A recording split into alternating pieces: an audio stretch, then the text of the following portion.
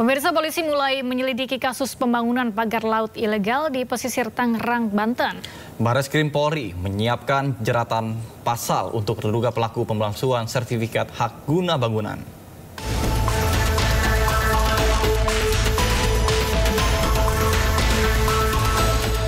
Sejak dimulainya penyelidikan dalam kasus pagar laut di Tangerang, Banten, Bareskrim Polri telah mengumpulkan barang bukti dan keterangan terkait terbitnya sertifikat hak guna bangunan yang saat ini telah dibatalkan oleh Kementerian ATR BPN.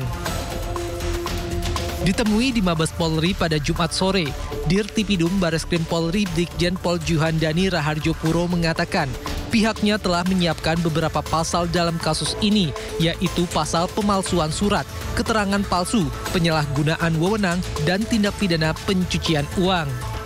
Saat ini kami sudah melaksanakan penyelidikan dan semoga kita bisa mengungkap apakah ini juga merupakan tindak pidana yang kami duga, yaitu dalam hal ini kami sudah menyiapkan ataupun dugaan terkait pasal 263 KUHP, kemudian pasal 264 KUHP, dan kami juga menerapkan undang-undang pencucian uang. Selain itu, pihaknya juga telah berkoordinasi dengan Kementerian Kelautan dan Perikanan, Kementerian ATR BPN, dan Kejaksaan RI dalam proses penyelidikan kasus pagar laut sepanjang 30,16 km di kawasan Paku Haji, Tangerang, Banten. Dalam waktu dekat, pihaknya juga akan memanggil beberapa pihak untuk dimintai klarifikasi terkait penerbitan sertifikat hak guna bangunan yang telah dibatalkan oleh Kementerian ATR BPN. Di antaranya Lurah, pihak Kementerian ATR BPN, serta pihak Badan Pertanahan Nasional.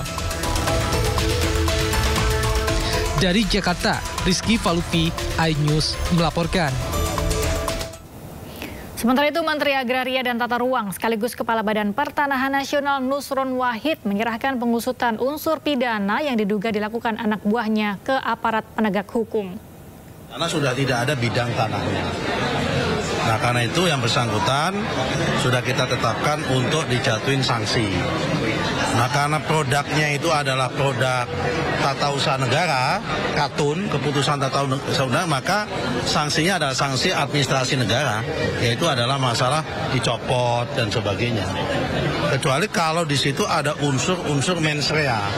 Misal dia yang bersangkutan terima suap, terima sogokan atau apa, itu baru masuk ranah pidana. Tapi tidak menutup kemungkinan dokumen-dokumen yang disajikan oleh pihak-pihak pemohon itu adalah dokumen-dokumen yang tidak benar. Misal dokumen palsu atau dokumen apa, nah itu mungkin bisa masuk dalam ranah pidana. Di ranah pidananya adalah pemalsuan dokumen. Nggak tahu aku, kalau itu saya nggak tahu. Ya, sepanjang pemeriksaan kita ya memang belum menemukan itu kalau di internal kita. Tapi kalau masalah suap dan tindak pidana yang lain kan sebetulnya itu bukan lagi kewenangan kementerian. Itu kewenangan APH kan. Bisa di polisi, bisa di kejaksaan, dan mereka APH hari ini sudah ongoing.